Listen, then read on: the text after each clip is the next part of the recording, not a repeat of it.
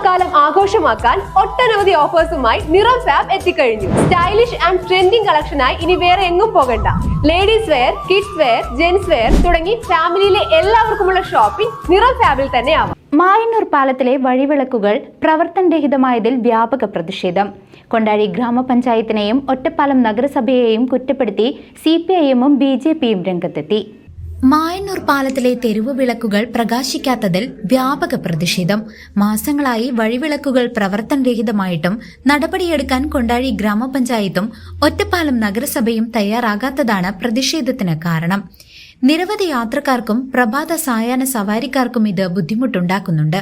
വിഷയത്തിൽ ഇരു ഭരണസമിതികളും അനങ്ങാപ്പാറ നയം സ്വീകരിക്കുകയാണെന്ന് പൊതുപ്രവർത്തകർ ആരോപിച്ചു.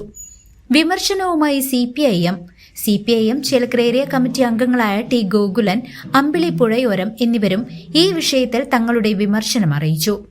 പാലത്തിന്റെ പരിപാലന വിഷയത്തിൽ പഞ്ചായത്ത് ഭരണസമിതികൾ ഗുരുതരമായ അലംഭാവം കാണിക്കുന്നതായി അവർ ചൂണ്ടിക്കാട്ടി.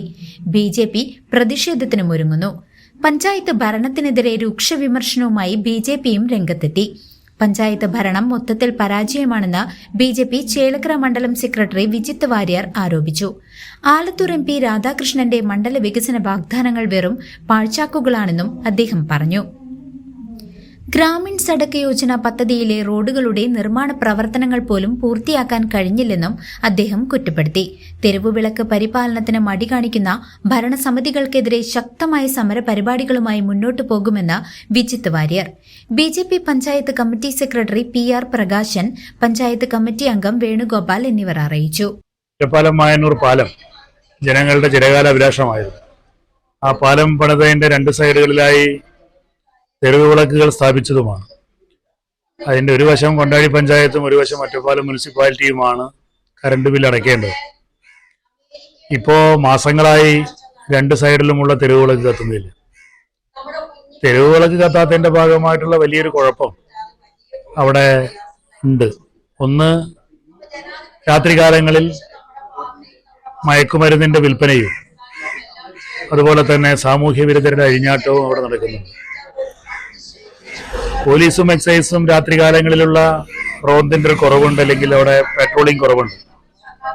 ബന്ധപ്പെട്ട പോലീസ് അധികാരികളും അതുപോലെ തന്നെ എക്സൈസ് ഉദ്യോഗസ്ഥന്മാരും അവിടെ ബീറ്റ് പോലീസിനെ വെക്കുകയോ അല്ലെങ്കിൽ പെട്രോളിംഗ് നടത്തുകയോ വേണ്ടതാണ്. ഒറ്റപ്പാലം മായന്നൂർ പാലത്തിൽ നിന്ന് ഭാരതപ്പുഴയിലേക്ക് ഇറങ്ങാൻ കൈവഴികളുണ്ട്. ആ കൈവഴികളിലൂടെയൊക്കെ ഭാരതപ്പുഴയിലേക്ക് ഇറങ്ങുകയും അവിടെയെല്ലാം വലിയ വിൽപ്പനയാണ് മയക്കുമരുന്ന് നടക്കുന്നത്. CCV news, Kondazhy.